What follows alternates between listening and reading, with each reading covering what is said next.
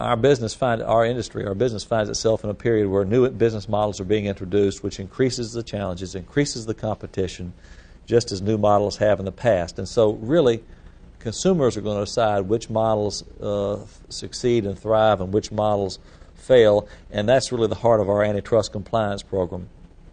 And I want to reiterate that neither associations nor their members collectively can set the price of services provided by real estate professionals. It's a decision that each firm makes independently. The firm, we as a group of agents can say, this is what our price is going to be. We're not going to list houses for less than X percent. As a company, we can all gather together and agree to do that. Or as a company, we can just set that policy. But what we cannot do is go across the street and collude with brand X, Y, and Z and say, let's agree that we're all going to do this, and none of us will drop down and below and work against the other on the basis of price. You must take care to present pricing policies to prospective clients in a manner that is consistent with the fact that the fees and prices are independently established. Now, this is important.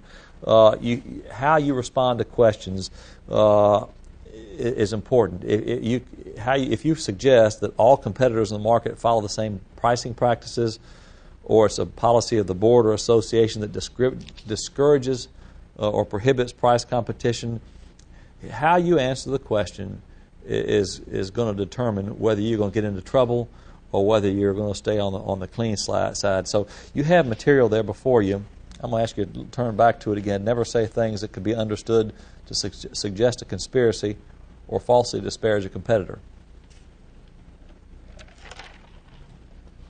Now, I'm not going to read through each one of these things with you. You've got bullet points there. For instance, this is the rate every firm charges. I'd like to lower the commission, but nobody else is going to show your house unless it's X. I've got a note on here. The note says, it is reasonable to point out that many, or maybe most, real estate agents do pay attention to the pay offered by a broker. Savvy sellers are aware of this and act accordingly. If you answer the question one way, if you tell a seller that nobody's going to show your house, if you cut the commission like that, you can get yourself into trouble. If you can explain, though, some things, you can probably do it in a way that makes sense. For instance, let me give you some examples. A couple years ago, one of our agents was called by a discount competitor, and we had shown their listing. And the discounter calls up our agent and asks for feedback. What did your buyer think about the property? She gave him her buyer's feedback. Toward the end of the conversation, he said, well, thanks. He said, I just wondered, he said, because I'm not getting much traffic. Nobody's showing the house much.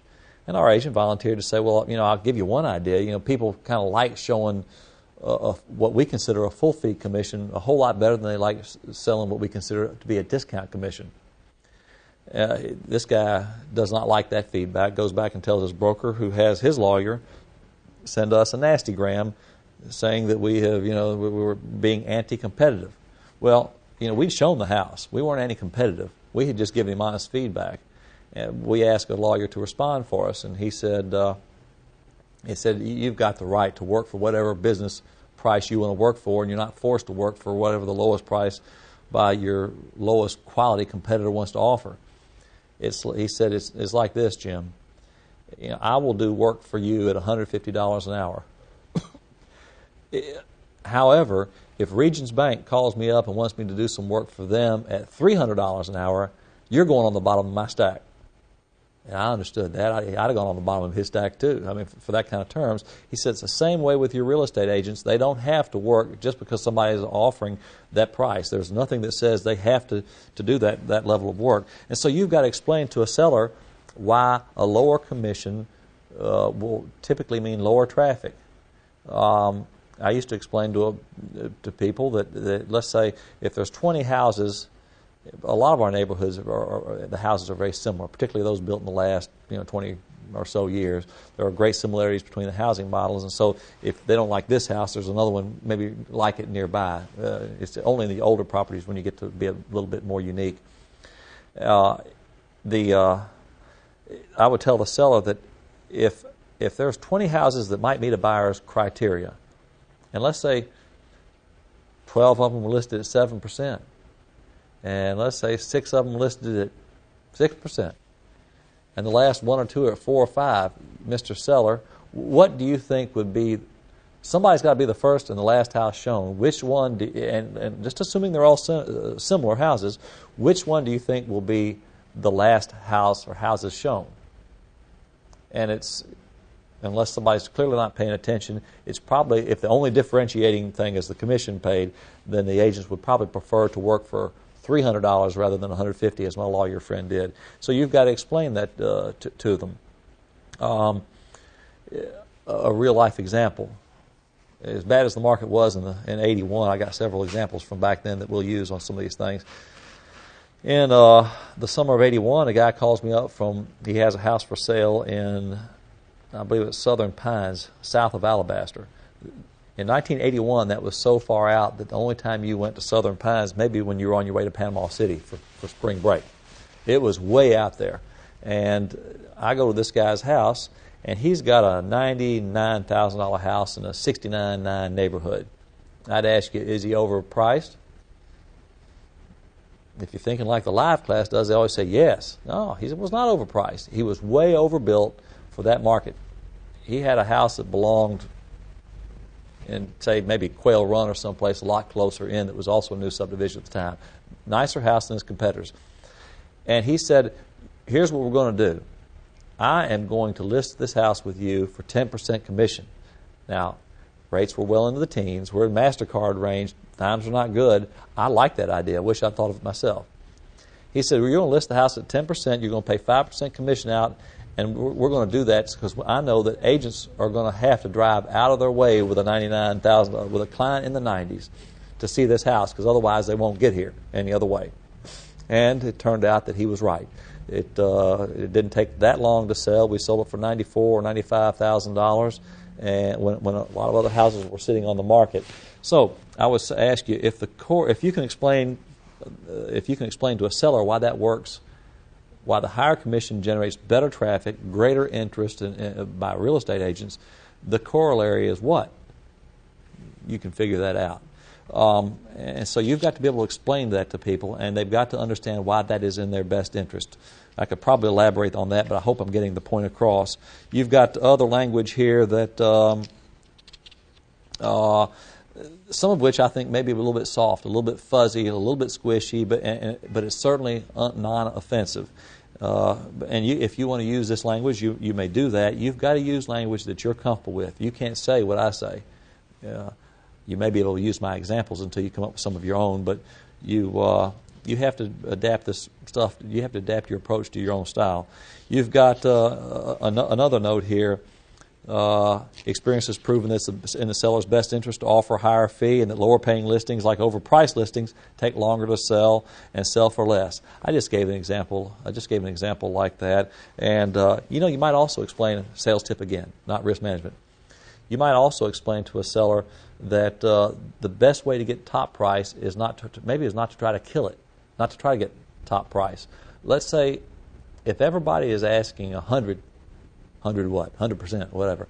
If everybody's asking 100% but taking 95, 93, whatever, then maybe perhaps if you were to go in there and offer 99, you've just undercut the competition. You've made them equal houses are now being compared to yours for a little bit less.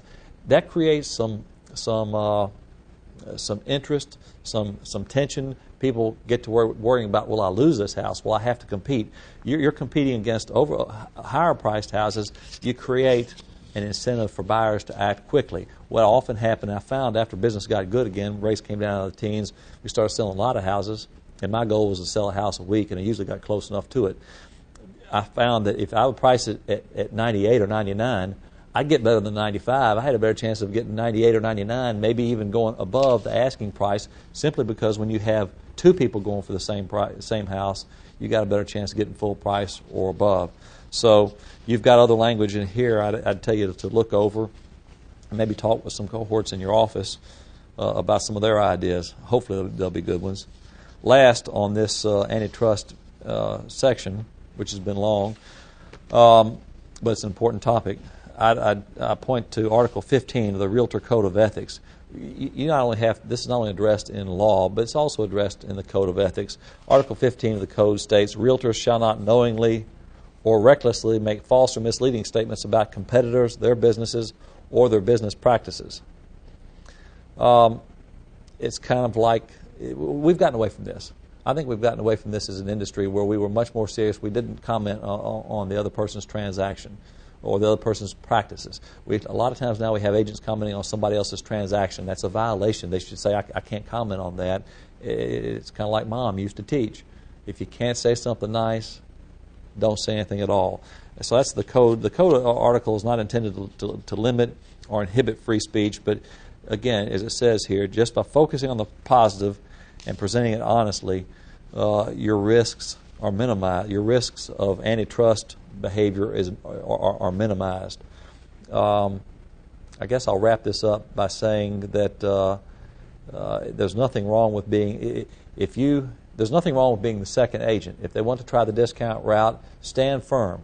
Be willing to walk away. There's no better bargaining position to be in than the ability to walk away. And it's hard to tell. It's hard to tell a new agent that when, as a baby agent, I went over and looked at a half burned out house in Wylam just because I thought I knew I could get the listing. And fortunately, my broker said, "Stay away from that. You'll find other business." But be willing to walk away. Be willing to throw the little fish back and just tell them, "Listen, you've made a great choice going with so and so, even if you listed it for 3% lower than you. Tell them they made a great choice, but keep you in mind if it doesn't sell, if they can't get the price they want, whatever, to remember and call you back. You'd love to work with them." End it on a high note, high tone, congratulating them on the choice of the other agent. Most sellers I found that if you dog the other agent, it's kind of like confirming they made the right choice choosing the other guy. Okay, next we're going to stop the tape, stop your disc now, and we're going to ask you to turn to the Fair Housing Policy information you have. That's the policy that has the U.S. Department of Justice logo on the front of it. Let's stop the disc and let's read through that material now.